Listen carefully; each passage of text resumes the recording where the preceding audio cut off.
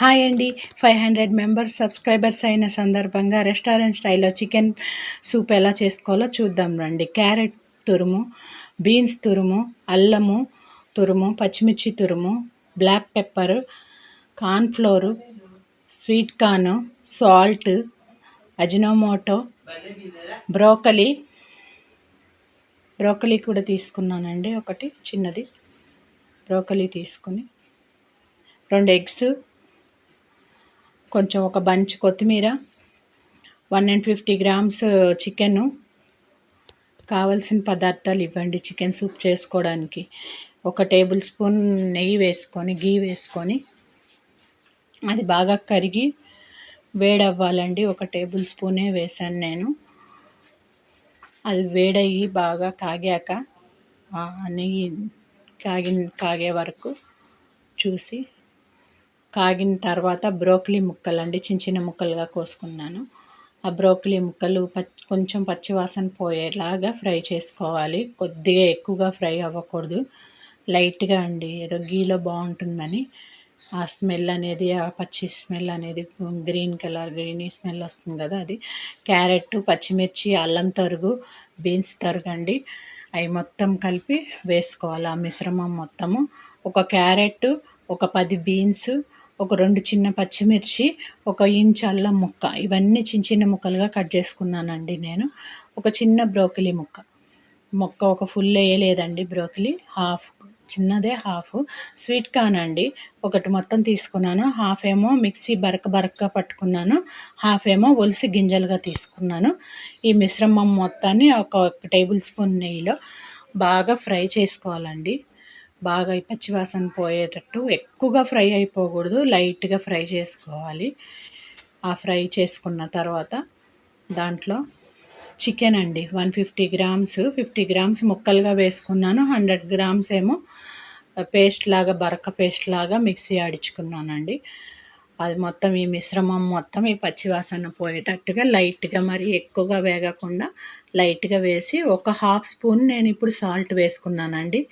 Half spoon salt వేసుకొని ఇది బాగా మగ్గించుకోవాలండి. కొంచెం ఆ పచ్చివాసన పోయేటట్టుగా కొద్దిగా మగ్గించుకుంటూ ఉండాలి. ఇప్పుడు 2.5 లీటర్స్ వాటర్ తీసుకున్నానండి. 2.5 లీటర్, ఒక 150 గ్రామ్స్ చికెన్కి నేను 2.5 లీటర్స్ వాటర్ తీసుకున్నాను. వాటర్ పోసుకొని ఇప్పుడు 1 స్పూను సాల్ట్ వేసుకున్నాను. ఇందాక హాఫ్ స్పూన్ వేసుకున్నాం కదండి, ఇప్పుడు 1 స్పూన్. ఇది మరగడానికి వస్తూ ఉంది దగ్గరికి. మీ సపోర్ట్ వల్లేనండి మాకు 500 మెంబర్స్ సబ్స్క్రైబర్స్ వచ్చారండి.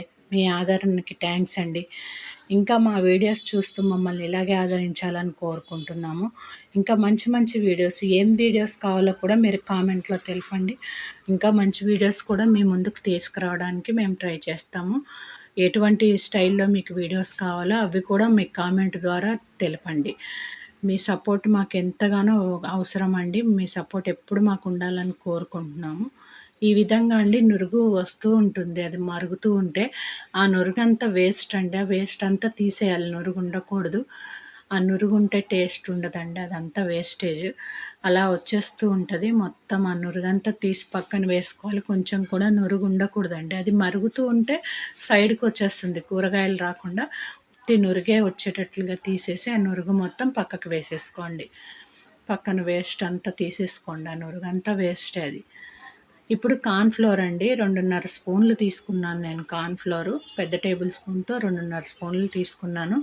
దీన్ని వాటర్ వేసి చక్కగా థిక్నెస్ వచ్చేలాగా పల్చటి మిశ్రమంలా కలుపుకోవాలి. ఇది ఇప్పుడే వేయకూడదండి, పక్కన పెట్టుకోవాలి కలిపేసి వాటర్లో. ఇది అజినోమోటో, టేస్టింగ్ సాల్ట్ అంటారు కదా, ఒక చిటికెడు చాలండి. చిటికెడు అజినోమోటో వేసాను.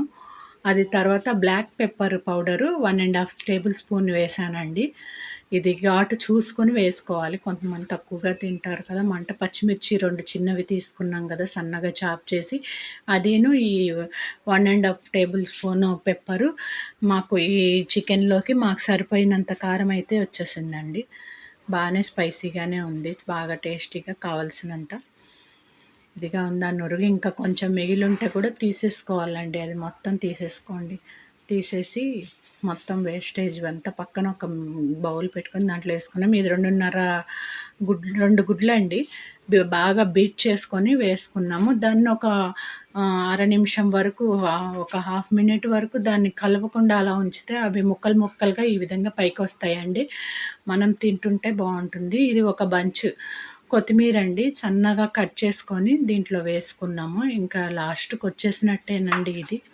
బాగా మరిగిన తర్వాత మళ్ళీ మధ్యలో కూడా మనము ఈ ముక్క ఉడికిందో లేదో అని కూడా టేస్ట్ చూసుకోవాలండి. మధ్యలో సాల్ట్ సరిపోయిందా, ఎక్కువైందా ఏంటి అనేది. ఈ మిశ్రమం ఈ కన్సిస్టెన్సీ ఉండగా నేను చూసుకున్నానండి. ముక్క ఉడికిందా లేదా అనేసి.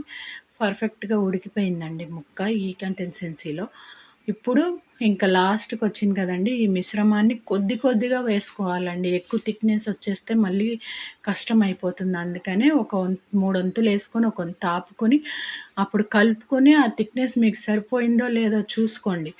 చూసుకున్న తర్వాత మళ్ళీ మిగిలిన దాన్ని కూడా వేసుకోండి చాలకపోతే. నాకైతే 2:30 స్పూన్లు పట్టిందండి 150 గ్రాముల చికెన్‌కి. మొత్తం 2½ స్పూన్స్ ఏసాను 150 గ్రామ్స్ చికెన్‌కి. పర్ఫెక్ట్‌గా సరిపోయింది. ఇది మొత్తం పక్క కొలతలతో ఈ విధంగానే చేసుకోండి. రెస్టారెంట్ స్టైల్‌లో సూప్ చాలా బావుంటుంది. రెస్టారెంట్‌లో కూడా ఇన్ని వెజిటబుల్స్, ఇంత చికెన్ మనకి వెయ్యరు వాళ్ళు. చాలా టేస్ట్‌గా వచ్చిందండి. బాగా కుదిరింది. ఈ విధంగా ఉన్నప్పుడు తీసేస్తే కొంచెం చల్లారేలోపు థిక్‌నెస్ చూడండి బౌల్స్‌లోకి రెడీ అయిపోయింది. మా పాప టేస్ట్ చూసేసింది. చాలా బాగా వచ్చిందండి. ఇదే కొలతలతో ఈ విధంగానే చేసుకొని మాకెలా